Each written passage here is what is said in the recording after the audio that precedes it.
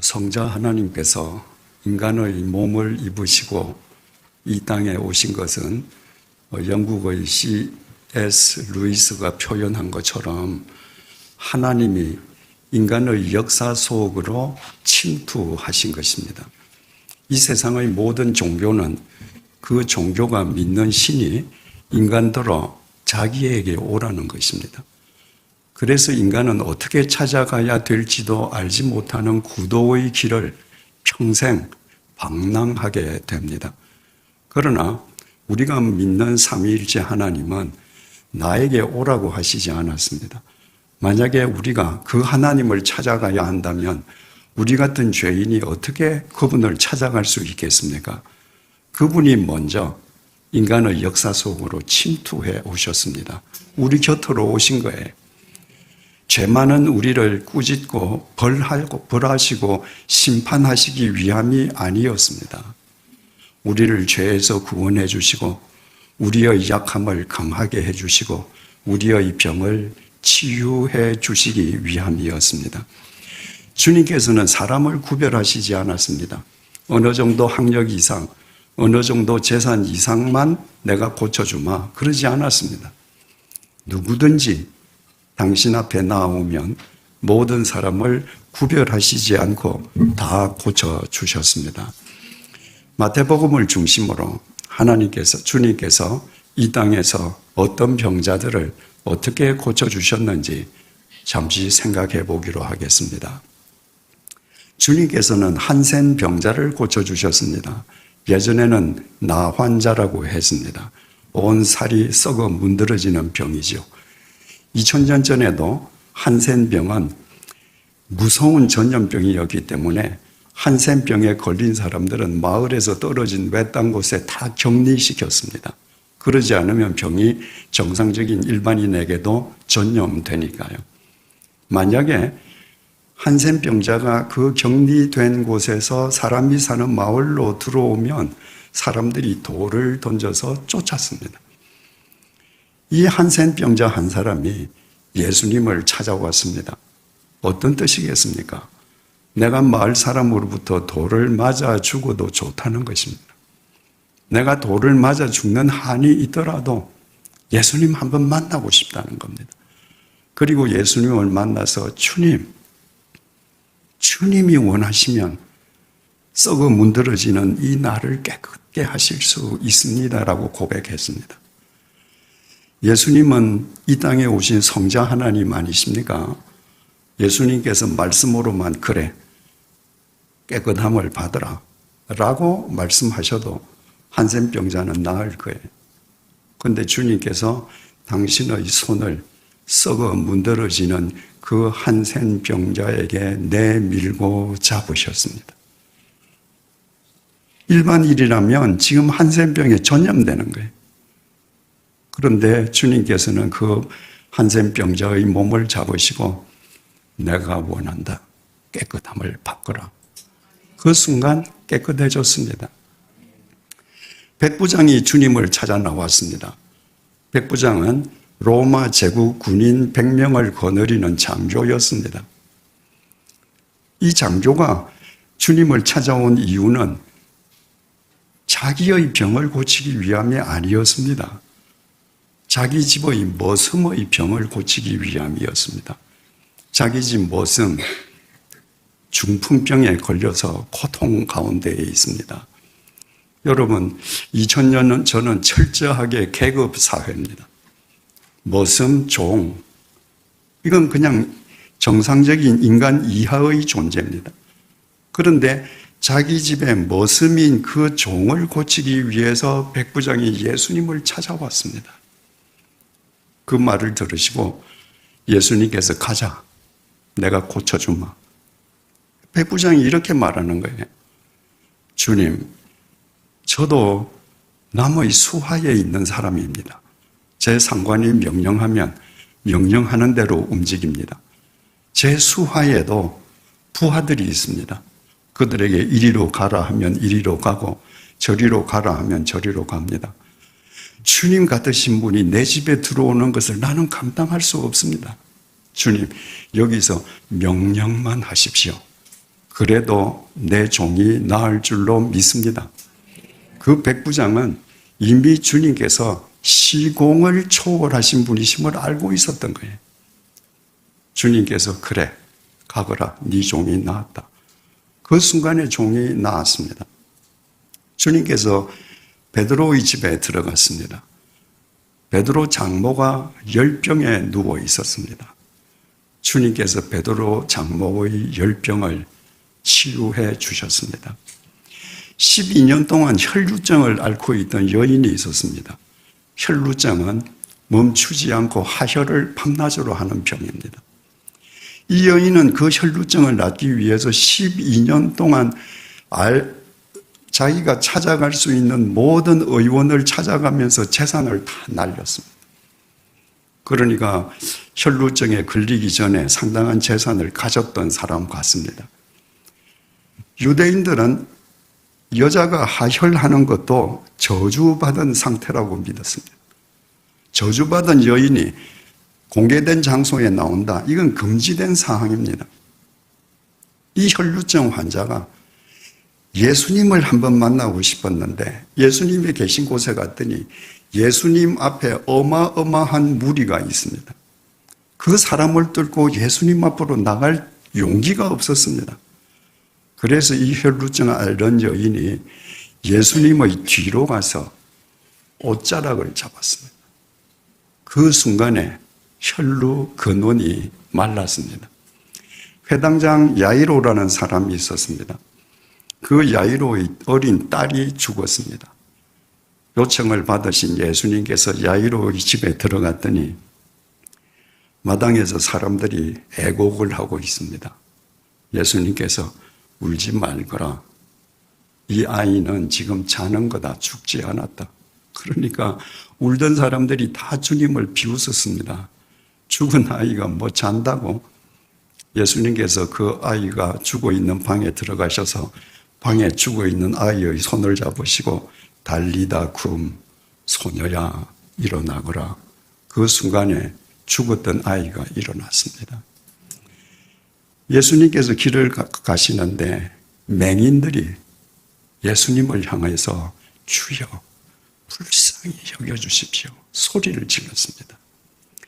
나중에 또 맹인 얘기를 다시 드리겠습니다만은 가톨릭에는 주여 우리를 불쌍히 여겨주소서, 주여 우리에게 자비를 베풀어 주소서 이런 기도문이 있습니다.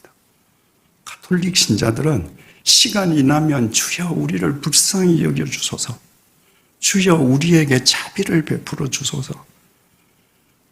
개신교인들은 그런 기도하지 않습니다. 다 잘났거든요. 여러분, 우리는 불쌍한 존재입니다. 우리 스스로는 아무것도 할 수 없는데 우리는 다 할 수 있는 것이냐? 내 존재에 대해서는 생각하지 않고 나의 필요만 주님에게 기도합니다. 이 맹인은 주여 불쌍히 여겨주십시오. 주님께서 그 맹인들이 세상을 볼 수 있도록 치유해 주셨습니다. 한 손 마른 사람이 있었습니다. 한 손이 말랐다는 건 불구자라는 말이에요. 여러분, 예전에 갈릴리의 모든 남정네는 하루 벌어서 하루 먹고 사는 빈민들입니다. 남자가 한 손을 쓰지 못한다면 두 손을 쓰는 남자의 소득의 2분의 1만 얻는 게 아닙니다. 한 손밖에 못 쓴다면 두 손을 쓰는 남자의 소득의 4분의 1, 5분의 1밖에 못 얻는 거예요. 한 손으로 일해서는. 그 작은 소득으로 가족을 먹여 살려야 합니다. 얼마나 비참한 사람입니까? 주님께서 그 한 손 마른 사람의 손을 고쳐주셨습니다. 한 손으로 세상을 살아갈 때와 두 손으로 세상을 살아갈 때와 이 세상이 다르지 않겠습니까? 귀신에 들려서 말 못하는 농아를 주님께서 그를 사로잡고 있는 귀신을 쫓아내어 주시고 말을 할 수 있게 해 주셨습니다. 이처럼 주님께서는 당신을 찾아오는 모든 병자들을 구별하지 않고 다 고쳐주셨습니다. 그래서 마태복음 9장 35절이 이렇게 증언합니다. 예수께서 모든 도시와 마을에 두루다니사 그들의 회당에서 가르치시며 천국 복음을 전파하시며 모든 병과 모든 약한 것을 고치시니라. 모든 마을을 가서 모든 사람들의 모든 병과 모든 약함을 차별하지 않고 다 고쳐주셨습니다. 그렇다고 해서 주님께서 이 땅에 오셔서 병든 가련한 사람들의 병만 고쳐주신 것이 아닙니다. 당신을 만난 인간들이 당면한 생존의 문제, 인생의 문제도 해결해 주셨습니다. 어느 날 제자들이 주님과 함께 배를 타고 갈릴리 바다를 건너가는 도중에 갑자기 돌풍을 만났습니다. 배가 뒤집히려 그러고 모두 다 죽게 생겼습니다. 그때 주님께서 폭풍을 꾸짖으셨습니다. 그 순간 바다가 잠잠해졌습니다. 또 한 번은 제자들끼리만 배를 타고 갈릴리 바다를 건너갑니다. 그런데 그날 밤에도 돌풍에 이 배가 휩쓸렸습니다. 주님께서 기도하러 산에 올라가셔서 산 위에서 보니까 돌풍 속에서 제자들이 탄 배가 지금 위기를 맞았거든요. 그래서 주님께서 그 제자들을 고쳐주시기 위해서 산에서 내려오셔서 바다를 걸어가셨습니다. 왜냐하면 산에서 내려오셔서 주님께서 배를 하나 구해서 배를 노저어 가시면 시간이 얼마나 걸리겠습니까? 그래서 그 폭풍이 있는 바다를 걸어가셔서 제자들을 구해 주셨습니다. 이런 일도 있었습니다. 주님께서 베세다 벌판에 가셨을 때 주님께서 베세다 벌판에 나타나셨다는 소문이 인근 마을에 삽시간에 퍼졌습니다. 그랬더니 사람들이 몰려오기 시작하는데 다 자기 집에 있는 병자들 데리고 오는 거예요. 자, 아까 예수님께서 고쳐주신 한센병, 중풍병, 열병, 혈루증, 손불구, 말 못하는 농아, 이거 전부 다 불치병입니다. 의학으로 당시에 못 고치는 병이에요. 그러니까 그렇게 의사들이 고칠 수 없는 병자들이 얼마나 많았겠습니까? 그 옛날에. 예수가 나타났다는 얘기를 듣고 사람들이 자기 집에 있는 병자들을 다 데리고 온 거예요. 주님께서 그 사람들을 다 고쳐주시는데 워낙 사람들이 많으니까 지금 해가 저물어 갑니다. 그 가난한 사람들이 집에 가서 먹을 밥이 그때 있겠습니까? 그래서 예수님께서 제자들에게 이 사람들 가운데에 무슨 먹을 것이 있는지 한번 찾아봐라. 그랬더니 어린 소녀 한 명이 빵 5개와 생선 2마리를 가지고 있었습니다. 우리 성경에 빵 5개, 생선 2마리, 이러니까 우리가 흔히 보는 큰 빵 5개, 이만한 생선 2마리 이렇게 생각하는데 헬라어 원문에 그 말들이 지소사로 기록되어 있습니다. 지소사라고 하는 것은 원래의 모양보다 작은 모양의 형태를 나타내는 겁니다. 예를 들어서 말의 지소사는 망아지, 소의 지소사는 송아지, 비올라의 지소사는 바이올린. 그러니까 빵 5개와 물고기 2마리가 지소사로 기록되어 있다는 것은 우리 성경 번역처럼 빵 5개, 물고기 2마리가 아니라 빵 5조각, 물고기 2토막 이 뜻입니다. 그러니까 이 아이가 낮에 놀러 나갈 때 어머니가 도시락을 싸줄 때 이런 생선 2마리를 줬겠습니까? 집에 있는 빵 5조각 싸고 생선 있는 거 2토막 잘라서 너 놀다가 배고프면 이거 먹어라. 그 아이의 도시락입니다. 그것밖에 없는 거예요. 주님께서 그 아이의 빵 5조각과 생선 2토막을 받아서 하나님께 감사 기도를 드리고 그것을 나누시는데 그 자리에 있는 모든 사람이 배불리 먹고 12광주리를 남았습니다. 옛날에 그 유대인들은 사람 숫자를 셀 때 여자 숫자를 세지 않았습니다. 아이의 숫자도 세지 않았습니다. 성경에 남자 장정의 숫자만 5,000명이었다는 거예요. 만약에 남자 한 명당 자기 아내나 자기 아이 한 명씩만 대동하고 있었으면 그 자리에 10,000명이 있습니다. 그 빵 5조각과 물고기 2토막으로 주님께서 최소한도 10,000명의 그 한 끼분 식사의 문제를 완벽하게 해결해 주신 것입니다. 이처럼 주님께서는 당신에게 찾아 나오는 모든 병자의 모든 병을 고쳐주시고 당신이 만난 인간 제자들의 당면한 인생 문제를 다 해결해 주셨습니다. 그럼 여기에서 우리는 근본적인 3가지 질문을 제기하게 됩니다. 첫 번째 질문입니다.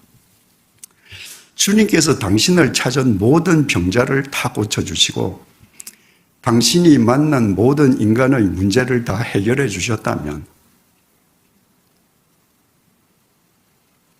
평생 병이 낫지 않고 하는 일마다 실패하는 사람, 그 사람은 믿음이 부족해서 그런가? 그 사람은 기도가 부족해서 그런가? 그 사람은 회개하지 않았기 때문인가? 라는 질문입니다. 한국 교회가 70, 80년대에는 기도원 전성시대였습니다. 웬만한 그리스도인치고 주중에 기도원에 다녀오지 않으면 성숙한 그리스도인이 아닌 것처럼 당시에 치부되었습니다.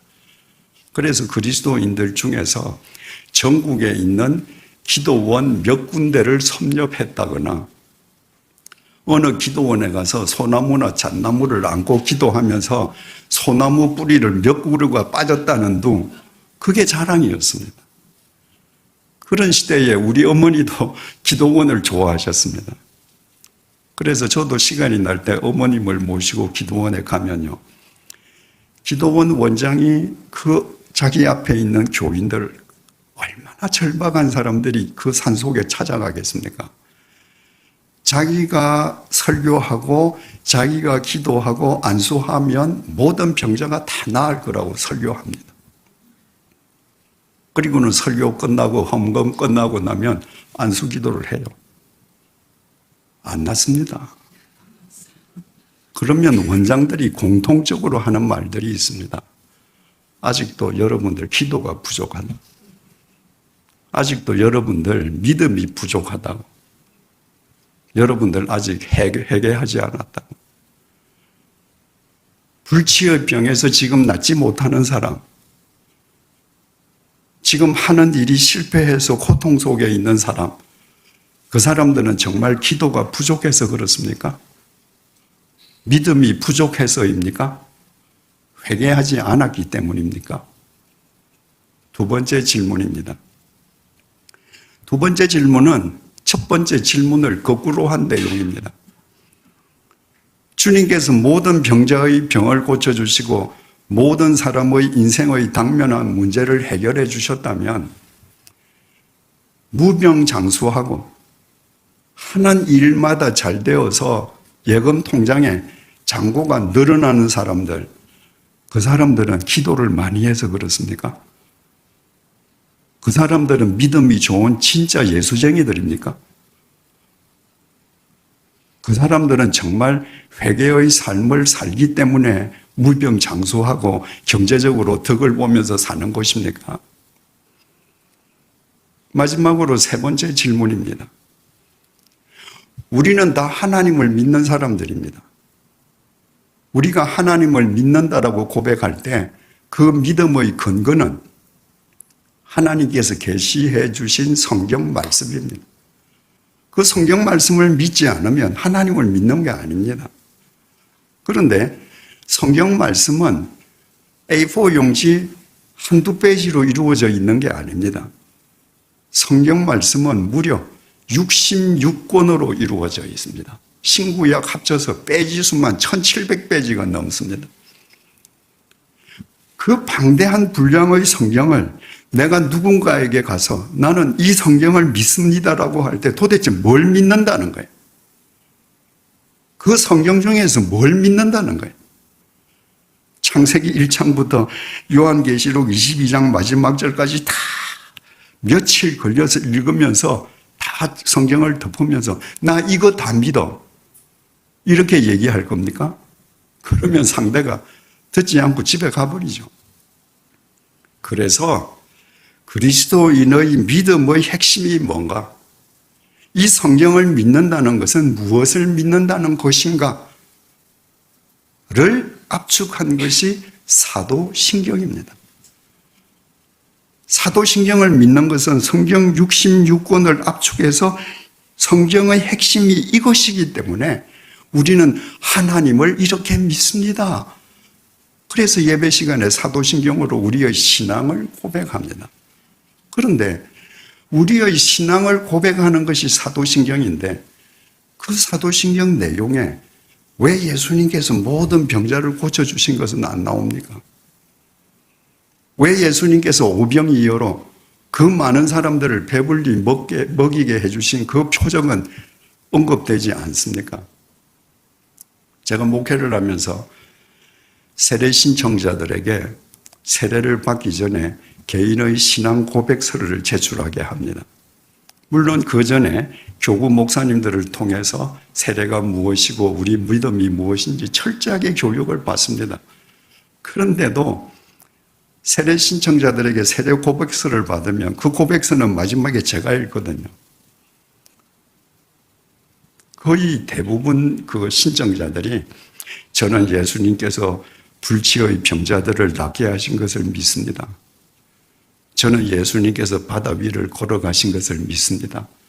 저는 예수님께서 빵 5조각과 물고기 2토막으로 큰 무리를 먹이신 것을 믿습니다라고 신앙 고백서를 씁니다. 그분들에게 있어서는 그보다 더 큰 믿음의 표징이 없는 거예요. 그런데 사도신경에는 없습니다. 그런 내용. 왜 믿음의 핵심을 드러내는 우리 신앙의 고백문에는 그런 내용은 빠져 있는가?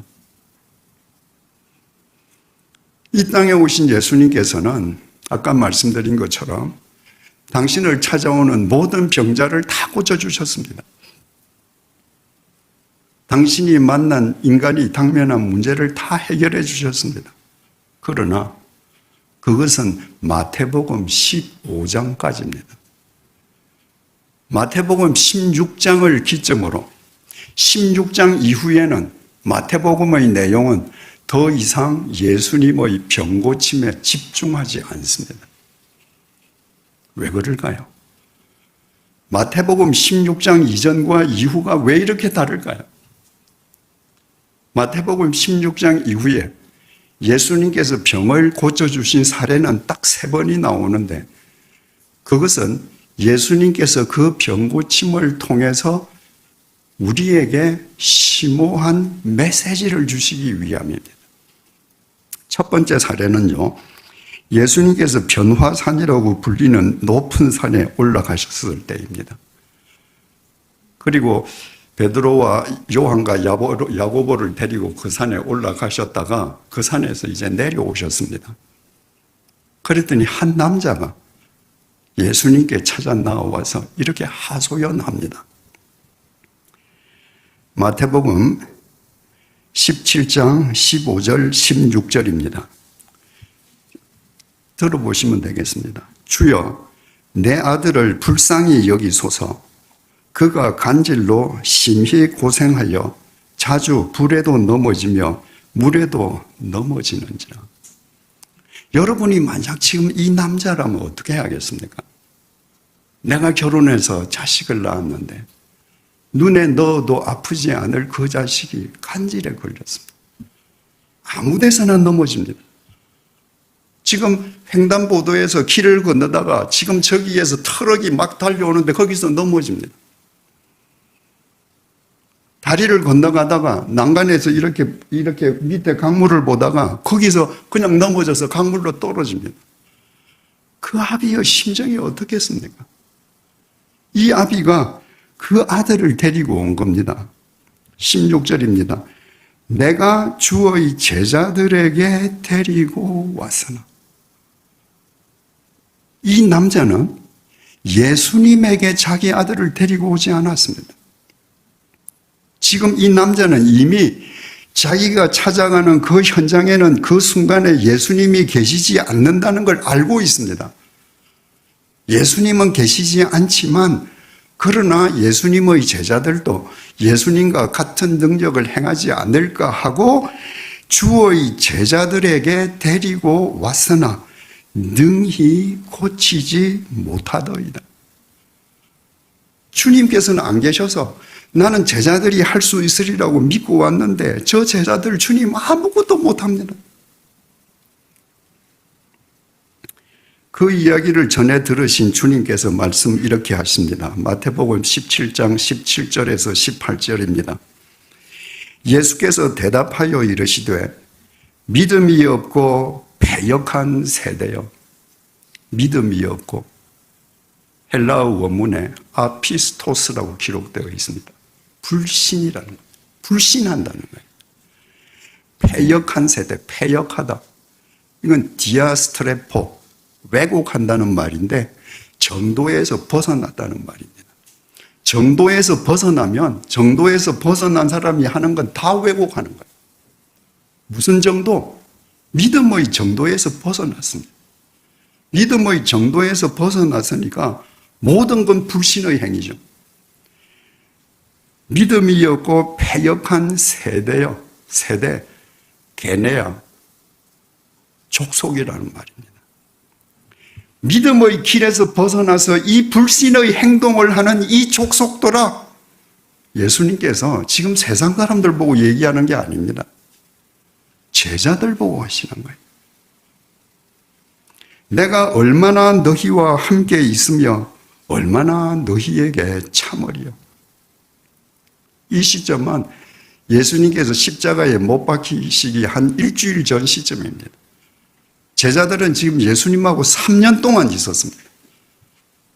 제자들은 예수님하고 3년 동안이나 있었음에도 불구하고 예수의 제자라는 영광만 누릴 뿐 아무것도 못하는 불신자들하고 똑같습니다.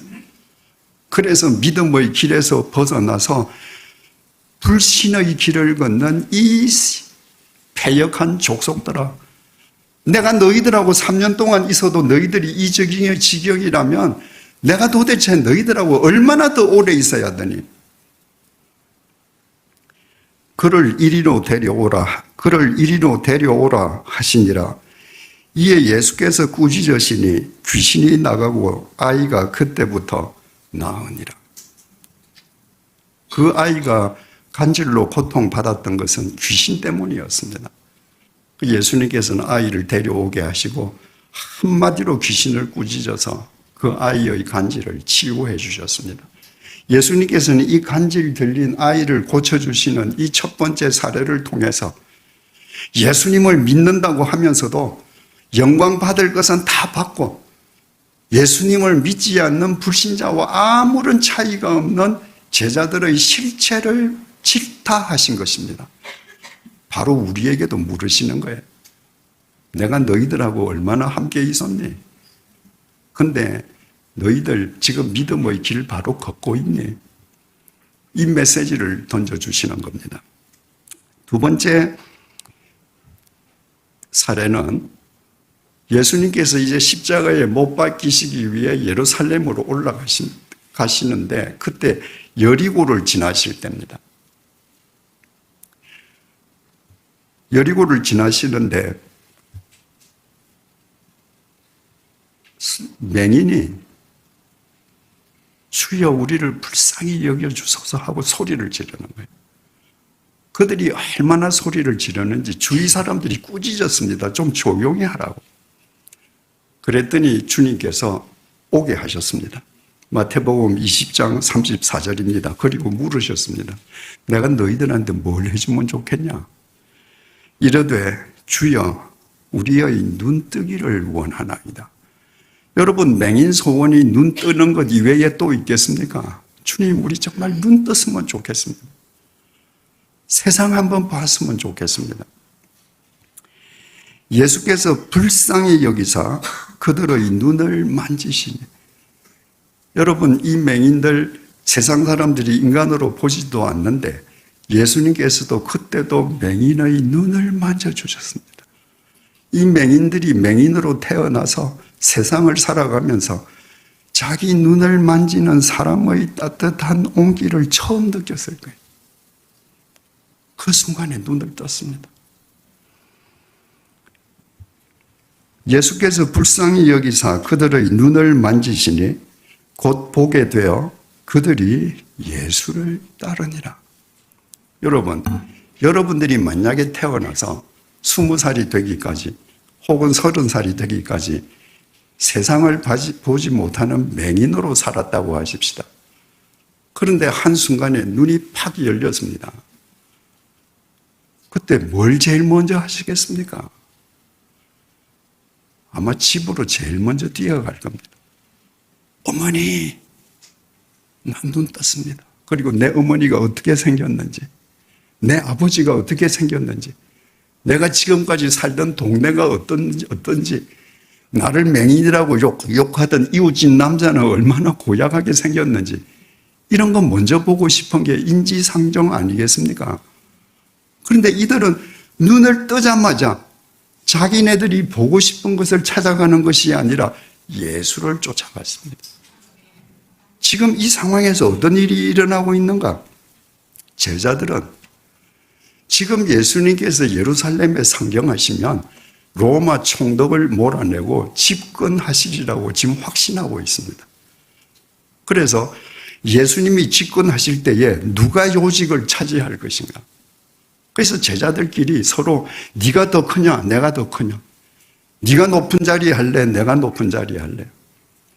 요한과 야고보의 어머니도 예수님께서 예루살렘에 들어가시면 정치적인 권력을 장악하실 것이라고 믿고 예수님께 조용히 나와서 청탁을 했습니다. 주여, 주께서 상경하시면 내 두 아들을 좌우에 둬 주소서. 하나는 좌의정 시켜주고 하나는 영의정 시켜주세요. 여러분, 제자들은 예수님하고 3년 동안을 살았는데 눈을 뜬 맹인들입니다. 지금까지 예수가 누군지를 모릅니다.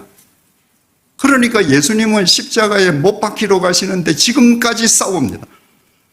서로 큰 사람, 큰 요직 차지하겠다. 이 맹인들은 눈을 뜸과 동시에 예수가 메시아인 것을 알았습니다. 그래서 메시아를 쫓아갑니다.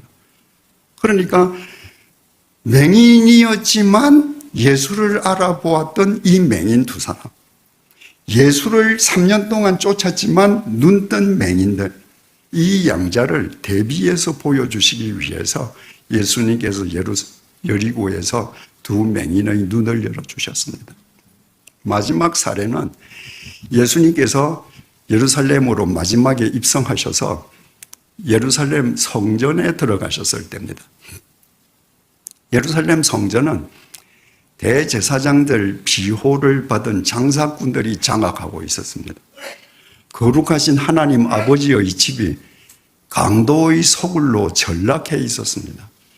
예수님께서 그 장사꾼들을 모두 다 쫓아내셨습니다. 그리고 나서 있었던 일을 마태복음 21장 14절이 이렇게 증언합니다. 맹인과 전원자들이 성전에서 예수께 나오매 고쳐주시니. 예수님께서 장사꾼들로 장악된 그 강도의 소굴에서 장사꾼들을 쫓아내시고 나니까 병자들이 치유되는 하나님의 능력이 그 속에 임할 수 있었습니다. 장사꾼들이 장악하고 있었을 때는 성전은 아무런 능력도 드러나지 않는 그냥 벽돌집이었습니다. 사도 바울은 우리를 가리켜서 성전이라 그러지 않습니까? 우리 성전이 옛날 예루살렘 성전처럼 추악한 욕망으로 가득 차 있으면 우리가 아무리 예배당에 나와서 열심으로 봉사하고 예배에 참석해도 아무리 많은 헌금해도 우리를 통해서 하나님의 능력은 역사하지 않습니다. 우리 욕망이 하나님의 능력을 가로막는 장애물이기 때문입니다. 그러나 우리의 마음이 그 모든 욕망을 제할 때 비로소 하나님의 능력이 우리 심령에 임하시게 되고, 그때 우리가 사람을 살리는 생명의 통로가 될 수 있다는 걸 보여주시기 위해서 예루살렘 성전에서 주님께서 이 아이들 고쳐주신 것입니다. 이 세 사례 이외에는 마태복음 16장 이후는 그 누구도 고쳐주시는 내용을 보여주지 않습니다. 왜 이렇게 16장 이전과 16장 이전은 확연하게 구별되는가? 마태복음 16장에는 그 유명한 예수님과 베드로의 문답이 있었습니다. 예수님께서 가이사랴 빌립보에서 제자들에게 물으셨습니다. 얘들아, 너희에게 나는 누구니? 그랬더니 제자들을 대표한 베드로가 주는 그리스도시요 살아계신 하나님의 아들입니다 라고 고백했습니다. 주는 그리스도시요, 그리스도 구원자라는 말이죠. 살아계신 하나님의 아들이십니다. 여러분, 사람의 아들은 아무리 비천해도 사람입니다. 개 새끼는 아무리 비싼 명견이라도 개입니다. 베드로가 지금 예수님에게 당신이 하나님 아들입니다 하는 것은 당신이 하나님이라는 거예요. 당신도 하나님이라는 거예요. 주님과 베드로 간에 그 문답을 주고받은 그 장소가 가이사랴 빌립보라 그러지 않았습니까? 가이사랴 빌립보는 분봉왕 헤롯 빌립이 로마 황제 카이사르를 위해서 신도시, 대도시를 만들고 그 도시에 로마 황제의 칭호 카이사르를 붙이고 자기 이름 빌립을 붙여서 가이사랴 빌립보라고 명명했습니다. 로마 황제의 이름이나 카이사르 칭호가 붙은 도시에는 반드시 그 도시의 가장 중요한 지점에 로마 황제의 신전이 있었습니다. 당시 로마 황제는 인간으로부터 경배받는 지상의 신이었습니다. 지금 베드로가 예수님을 향해서 당신이 구원자요, 당신이 성자 하나님이십니다라고 고백한 것은 황제의 신전이 인간을 압도하는 그 황제의 도시에서 저 신전에서 인간의 경배를 받는 로마 황제가 하나님이 아니라 비록 남루한 행색일망정 나사렛 예수, 당신이 하나님입니다. 당신이 가진 것은 아무것도 없지만 삼권을 장악하고 있는 로마 황제가 우리를 구원할 구원자가 아니고 바로 당신이 구원자십니다. 주님께서 반석과도 같은 그 베드로의 고백을 받으시고 그 고백 위에 나의 교회를 세우리라고 천명하시지 않습니까? 그래서 교회란 주님을 구원자로, 주님을 성자 하나님으로 믿는 사람들의 모임입니다. 교회의 주인은 목사나 장로, 헌금 많이 하는 교인이 아니라 주님이십니다. 주님께서 내 교회를 세우신다고 했거든요. 이처럼 가이사랴 빌립보에서 주님께서 어떤 존재이신지 그리스도, 성자 하나님이심이 밝혀졌기 때문에 주님께서 제자들에게 당신께서 어떻게 인간을 구원하실지를 비로소 밝히십니다. 마태복음 16장 21절입니다. 이때는 예수님께서 구원자시요 성자 하나님이심이 밝혀진 이때로부터 예수 그리스도께서 자기가 예루살렘에 올라가 장로들과 대제사장들과 서기관들에게 많은 고난을 받고 죽임을 당하고 제3일에 살아나야 할 것을 제자들에게 비로소 나타내시니, 이 이전까지는 이 구원 사역을 제자들에게 밝힐 수가 없었습니다. 제자들은 주님과 함께 하지만 주님이 메시아요 하나님의 아들이신 걸 모르고 있었거든요.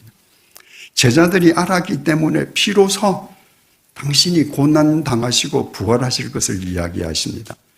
인간을 구원하시기 위해서는 당신이 십자가에서 인간의 죄값을 대신 치르시는 제물로 돌아가시고, 그리고 당신이 사흘째 되는 날 죽음을 깨트리고 부활하심으로 인간에게 영원한 생명의 길을 줄 수 있기 때문이었습니다.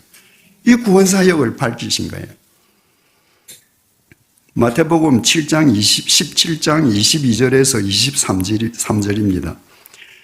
갈릴리에 모일 때에 예수께서 제자들에게 이르시되 인자가 장차 사람들의 손에 넘겨져 죽임을 당하고 제3일에 살아나리라 하시니 제자들이 매우 근심하더라. 주님께서 두 번째로 당신의 순환을 예고하셨습니다. 십자가 고난 부활을 예고하셨습니다. 마태복음 20장 17절 19절입니다.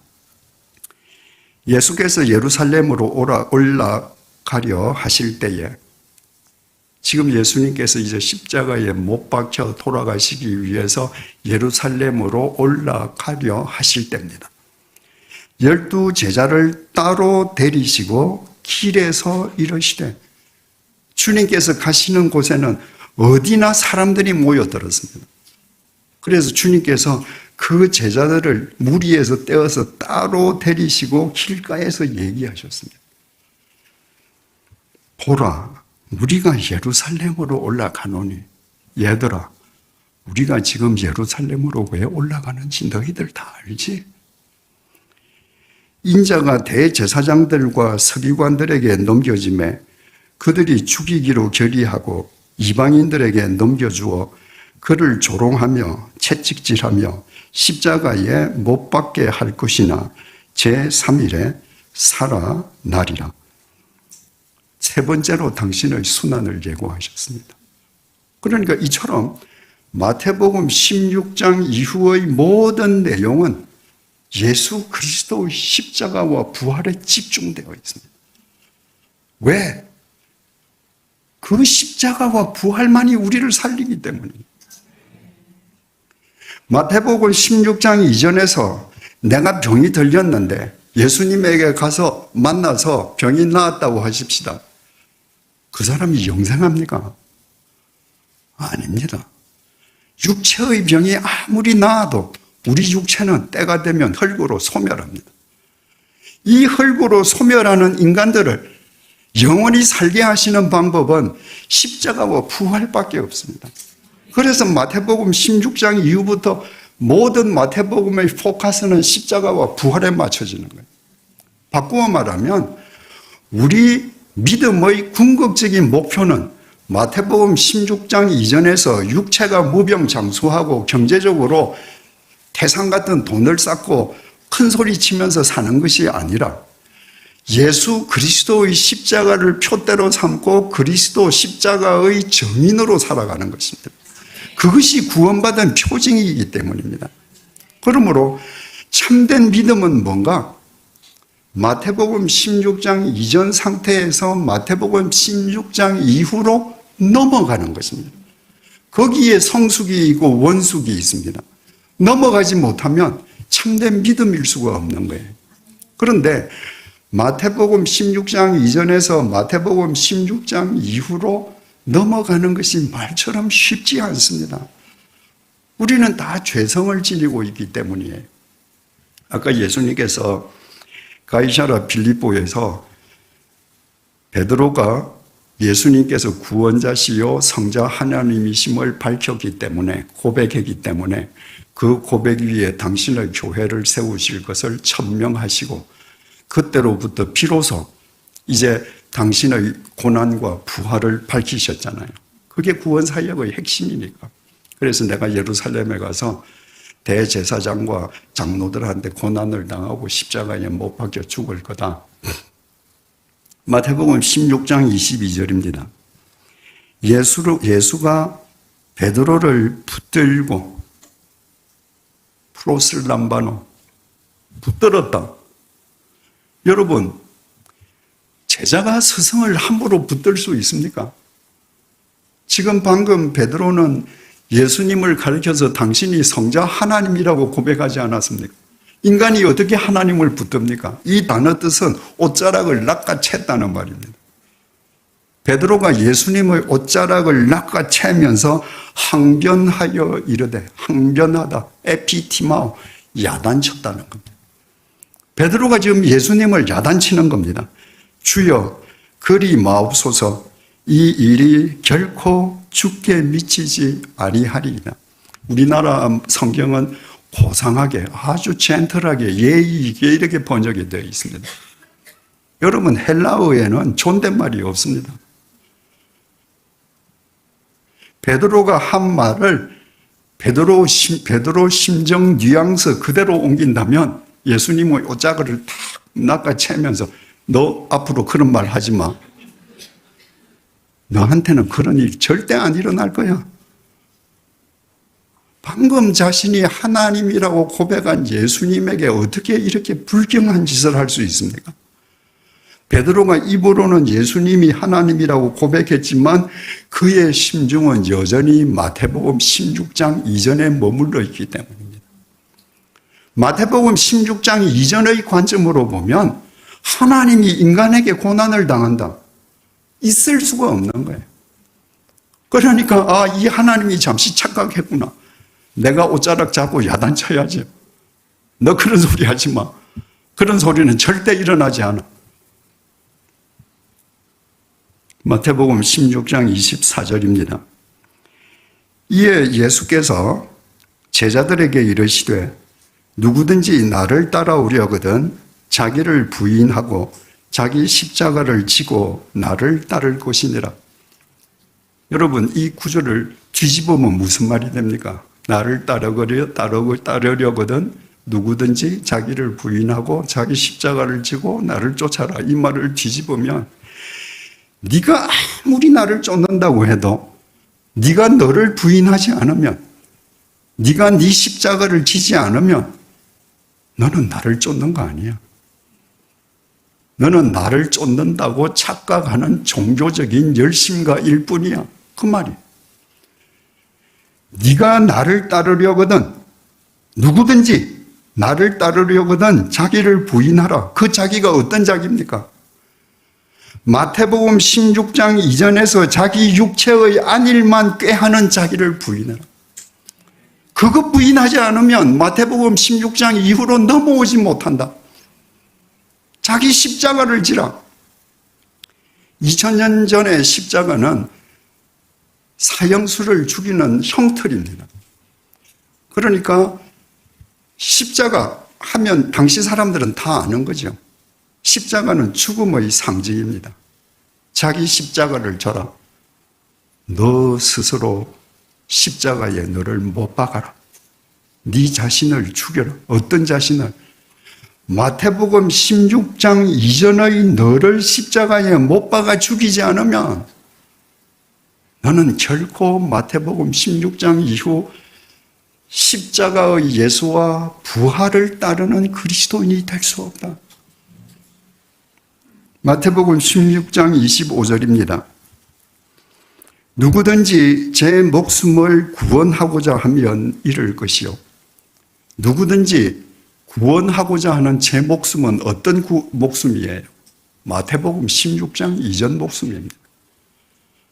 마태복음 16장 이전에서 누구든지 더 잘 살려고, 더 건강하게 살려고, 더 오래 살려고 아무리 발버둥 쳐도 결국은 잃을 것이요. 한 줌의 흙으로 소멸될 것이요. 누구든지 나를 위하여 제 목숨을 잃으면, 누구든지 십자가의 증인이 되기 위해서 마태복음 16장 이전의 자기를 못 박으면 찾으리라. 영원한 생명을 찾으리라. 그러면 베드로가 마태복음 16장 이전의 관점으로 예수님의 옷을 낚아채고 꾸짖고 그렇게 했던 베드로가 예수님의 이 말씀을 듣고 그래 내가 참 잘못해서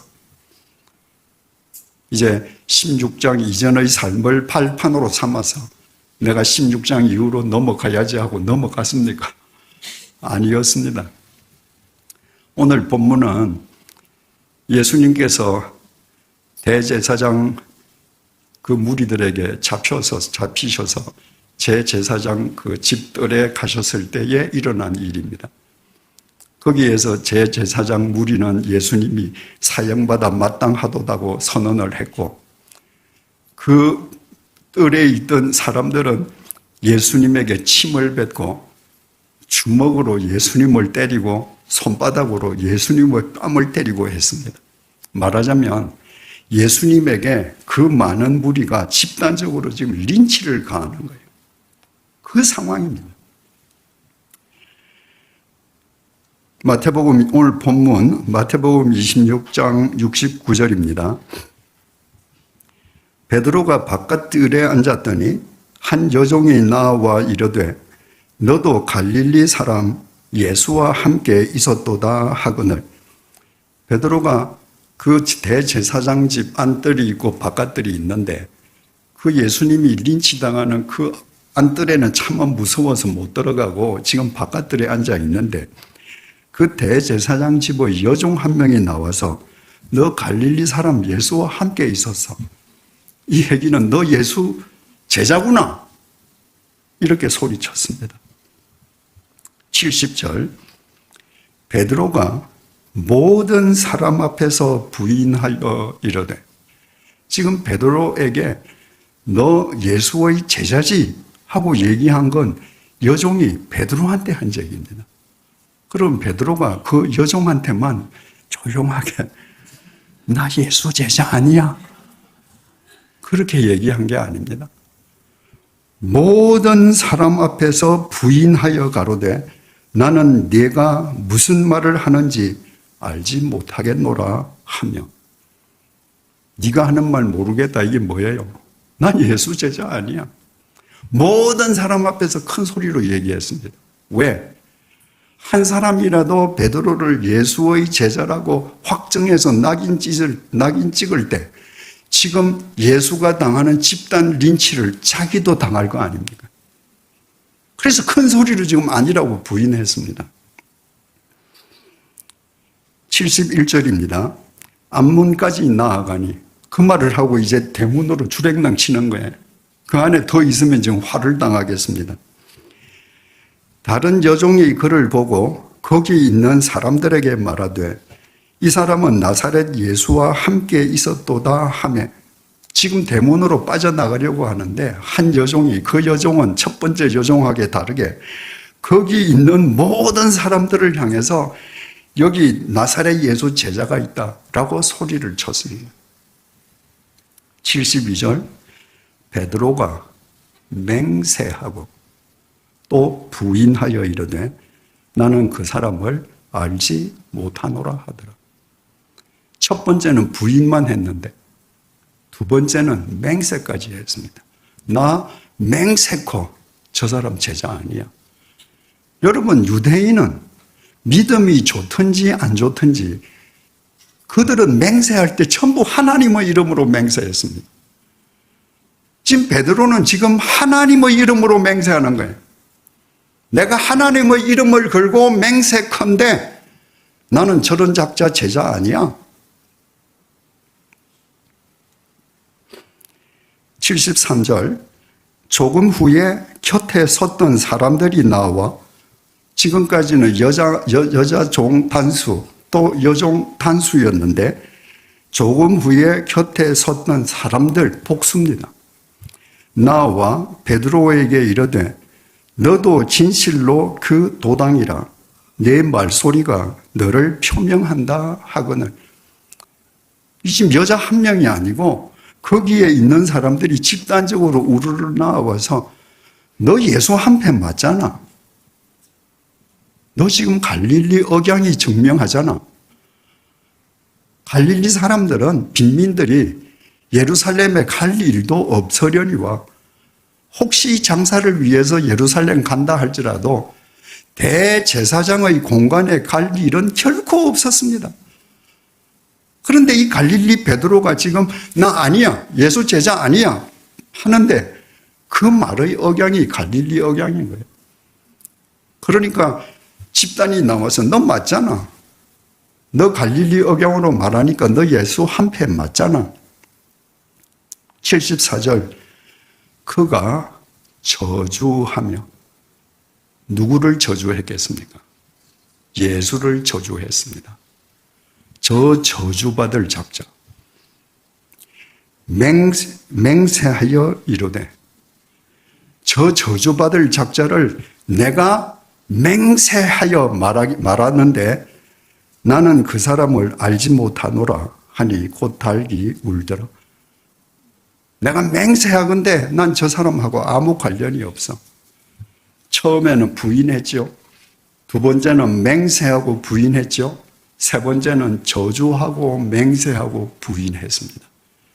여러분, 이것이 무서운 죄의 정폭성입니다. 죄는요, 한 번 손을 대면 어떤 경우에도 축소되지 않습니다. 죄는 그 자체의 힘으로 계속 정폭되는 거예요. 그래서 바로 그 마당에 예수님이 지금 린치를 당하고 계시는데 가서 예수님을 구해낸다든지 예수님 편이 되는 생각은 하지 않고 그 린치 당하는 예수님을 저주하면서 내 맹세고 단언하건대 나 저 작자 패거리 아니야. 그랬더니 달기 울었습니다. 예수님께서 제자들과 최후의 만찬을 마치시고 겟세마네 동산에 기도하러 가실 때 제자들에게 말씀하셨습니다. 오늘 밤에 너희들이 다 나를 버릴 거야. 지금 제자들은 다 날이 밝으면 예수님께서 집권하시리라는 허망한 꿈에 사로잡혀 있습니다.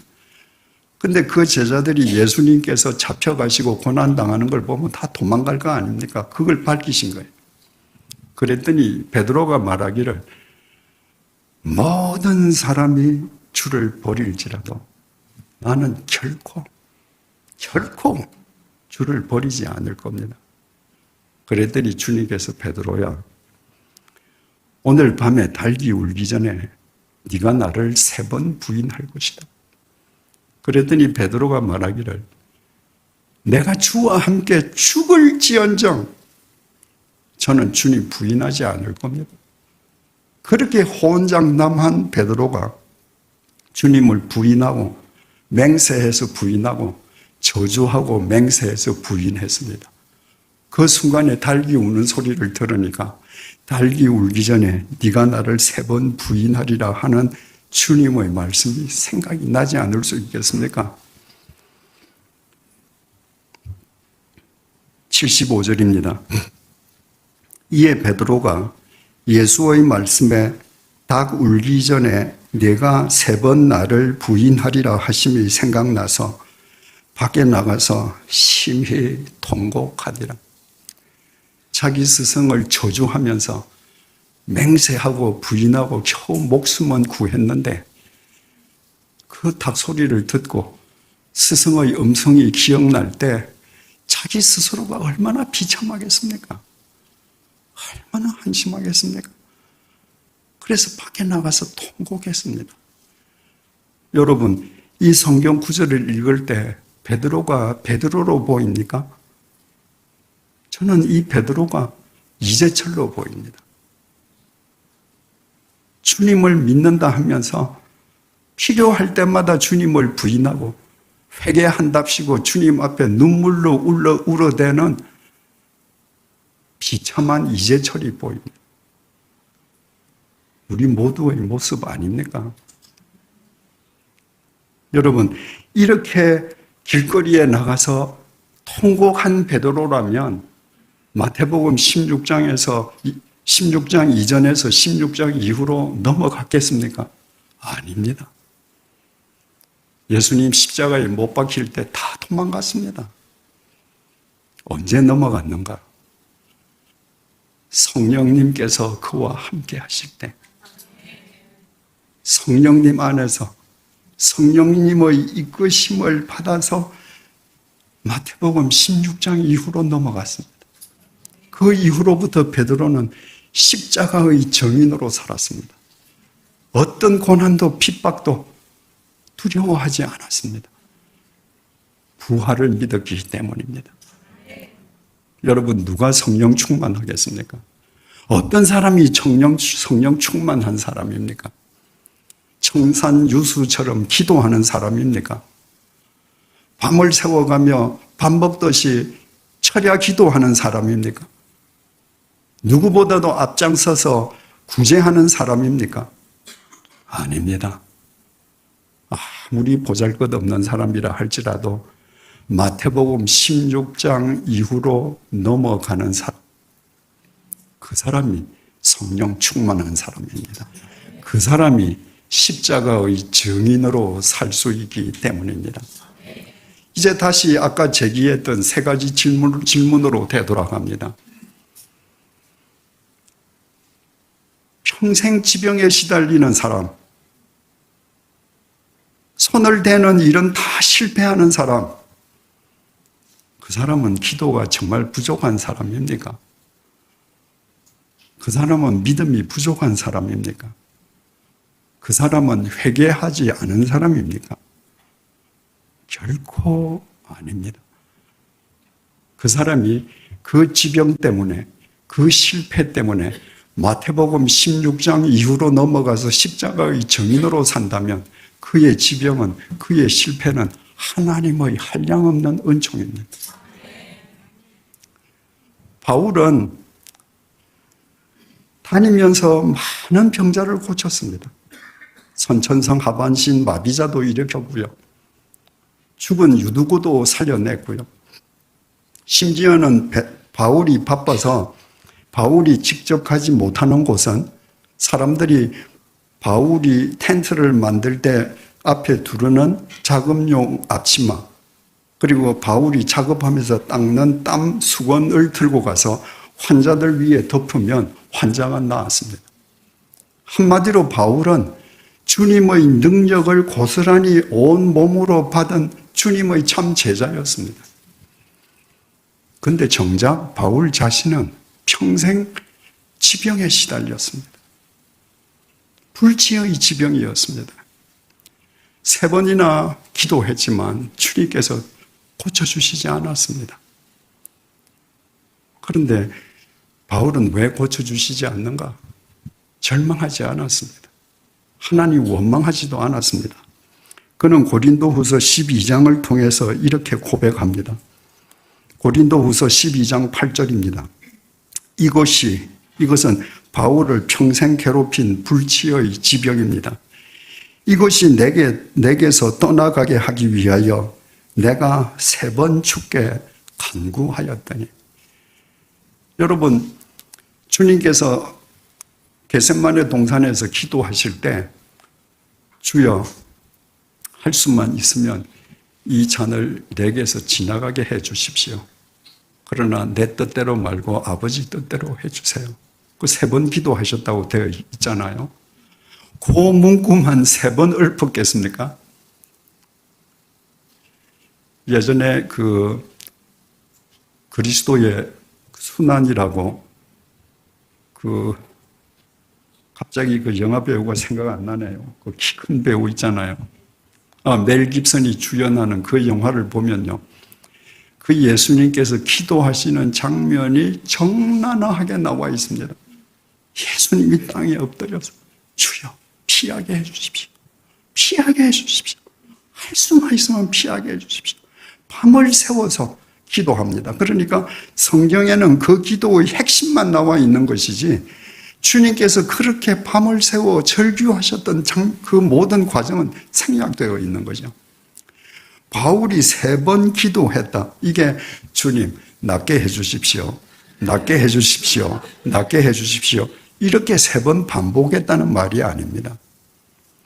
그 천하의 사도 바울이 3번 간구했다면 일주일씩 금식 기도를 3번 했을 수도 있고요. 사흘씩 철야 기도를 잠을 안 자고 꼬박 사흘을 세우면서 3번 기도했을 수도 있고요. 정말 자기의 모든 걸 걸고 주님 앞에 매달렸을 것입니다. 그런데 주님께서 응답해 주시지 않았습니다. 9절입니다. 나에게 이르시기를, 지금 하나님 말씀입니다. 내 은혜가, 하나님의 은혜가 네게 족하도다. 나 하나님의 은혜가 너 바울에게 이미 족하다. 이는 내 능력이 약한 데서 온전하여짐이라 하신지라. 여러분, 강하고 많이 가진 사람은 하나님을 필요로 하는 접촉점이 작습니다. 내가 다 알 수 있거든요. 내가 약하다고 생각하는 사람, 내가 주님 앞에서 불쌍하다고 생각하는 사람일수록 주님과의 접촉점이 커집니다. 주님께서 나와 함께 하시지 않으면 나는 아무것도 할 수 없는 걸 아는 사람이에요. 그래서 하나님께서 이는 내 능력이 인간의 약한 데서 온전하여짐이라 하신지라. 그래서 내가 너의 기도를 들어주지 않았다. 내가 너의 기도를 들어주고 네가 강건해지면, 우리가 주석해서 붙인다면 너 조조될 수 있잖아. 바울은 지금 쓰면 성경입니다. 가서 말하면 이게 성경이에요. 죽은 유두교 살려요. 그 바울이 만약에 지병이 없었다면, 건강했다면 종교 하나 만들지 않겠습니까?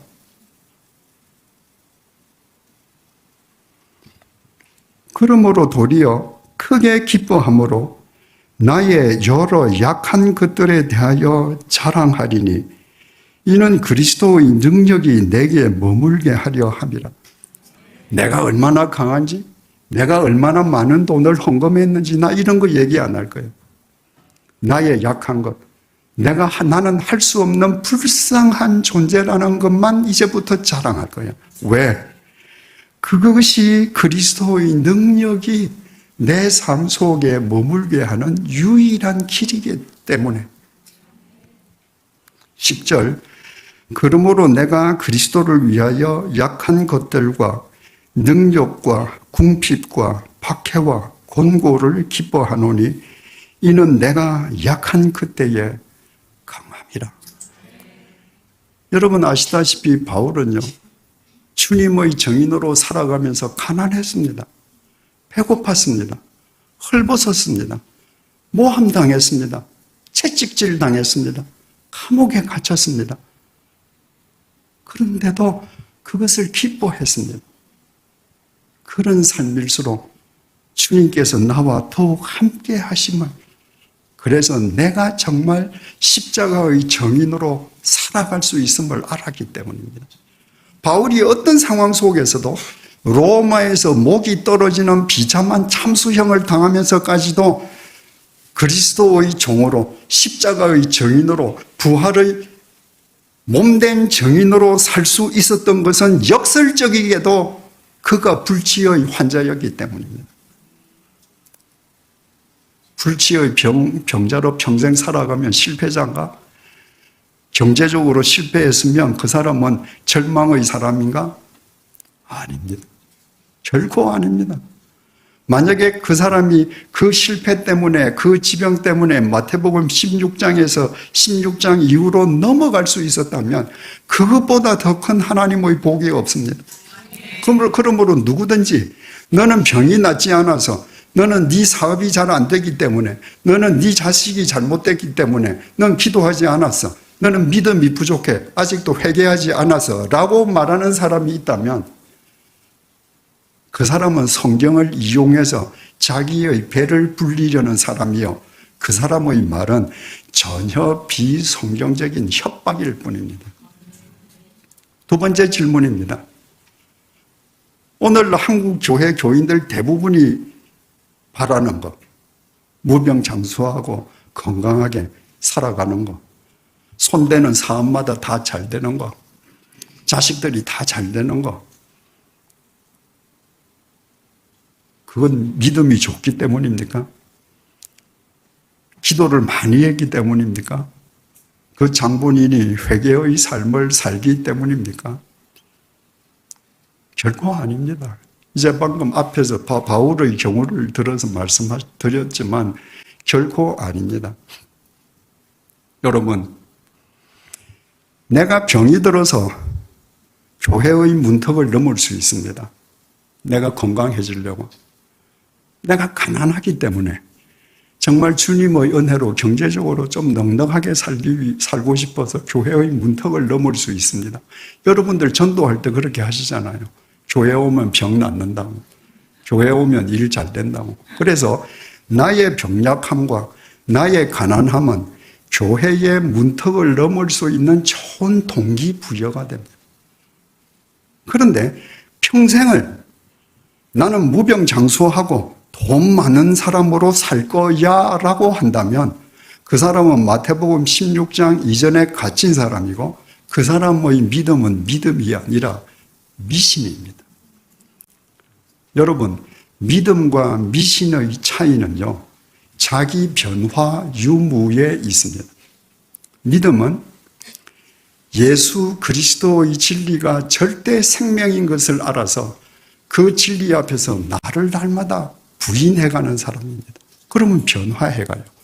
마태복음 16장 이전의 사람이 16장 이후의 사람으로, 십자가의 사람으로 변화해 갑니다. 미신은요, 내 주머니에 있는 돈과 나의 재주로 신을 달래고 얼루어서 신을 변화시키려는 겁니다. 내가 지금 이런 거 하려는데 신, 당신이 좀 봐줘요. 미신은 절대 자기는 변화되지 않습니다. 여러분, 무당을 찾아다니면서 하루 저녁에 수천만 원짜리 굿하는 사람이 굿을 10번 했더니 그 삶이 거룩해졌다. 그런 거 봤습니까? 굿을 하면 할수록 욕망 덩어리가 됩니다. 마태복음 평생 내가 예수를 믿는데 마태복음 16장 이전에만 내가 머물러 있겠다. 그 믿음이 아닙니다. 그건 미신입니다. 내가 아무리 종교적인 열심을 다해도 십자가와 무관합니다. 십자가와 무관한 사람, 부활과 무관한 사람은 주님과도 무관한 사람입니다. 그래서 16장 이전에 있는 사람은 날마다 자기를 부인하면서 자기의 그 삶의 정황을 좋은 믿음의 동기부여로 삼아 16장 이후로 넘어가는 사람이 되어야 합니다. 세 번째 질문입니다. 왜 사도행전에는, 사도신경에는 우리가 가장 관심을 갖고 우리가 가장 즐겨보는, 왜 병자가 낫고 오병이어의 역사가 일어나고 주님께서 바다 위를 걸어가신 이야기는 왜 없는가? 여러분, 그런 이야기는 다른 종교에도 다 있습니다. 저 이슬람교 마호메트도, 불교의 부처님도 기적 다 행했다고 합니다. 그런데 신이 인간을 구원해 주기 위해서 당신이 인간의 죄값을 치르시고 십자가의 제물이 되어서 죽었습니다. 여러분, 신이 우리의 죄값을 대신 치르시고 죽어주시는 건 고마운데 그것으로 끝났다면 우리도 여전히 죽는 겁니다. 그런데 그 신이 죽음 한가운데에서 죽음을 깨트리고 일어났습니다. 그래서 그분 안에서 우리의 죄값이 용서받을 뿐만 아니라 영원히 사는 삶의 길을 얻었습니다. 어느 종교의 신이 그런 것을 주었습니까? 오직 예수 그리스도 뿐입니다. 그래서 사도신경에는 그것만이 우리 믿음의 핵심으로 기록되어 있는 겁니다. 바꾸어 말하면 사도신경은 모두 마태복음 16장 이후의 내용입니다. 16장 이전은 믿음의 동기일 뿐, 믿음의 목적이나 믿음의 궁극적인 목표가 될 수 없기 때문에 사도행전에 넣을 수 없는 겁니다. 결론을 맺겠습니다. 우리 자신을 한번 되돌아보십시다.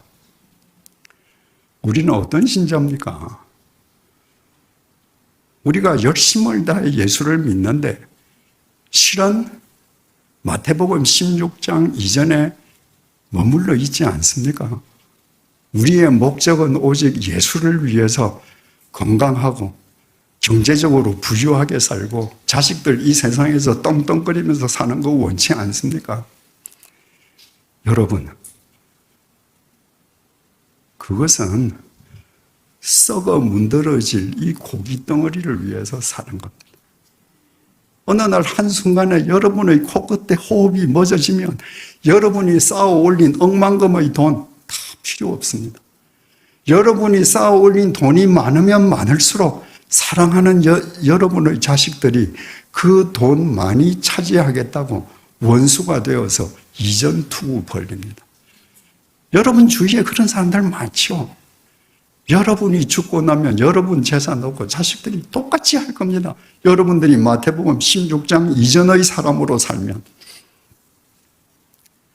사랑하는 정암교회 교우 여러분, 우리 모두 성령님의 조명 아래에서 성령님의 이끄심을 받아 마태복음 16장 이전에서 마태복음 16장 이후로 넘어가십시다. 마태복음 16장 이전에 안주하려는 우리 자신을 부인하십시다. 마태복음 16장 이전에서 이 고기 덩어리를 위해서 살려는 우리를 십자가에 못 박으십시다. 남을 배려하는 삶도, 나의 것을 풀어서 남에게 헌신하는 삶도, 누군가를 위해서 내 생을 바쳐서 희생하는 삶도 모두 마태복음 16장 이후에서만 가능합니다. 그래서 그리스도인의 향기는 마태복음 16장 이후에서만 나는 겁니다. 마태복음 16장 이전에서는 이기심의 악취만 진동하는 것입니다. 우리 모두가 마태복음 이후로 넘어가서 그리스도의 향기가 될 때 우리로 인해서 이 혼탁하고 어두운 세상은 맑아지고 밝아질 것이며 살만한 세상이 될 것입니다. 기도하시겠습니다.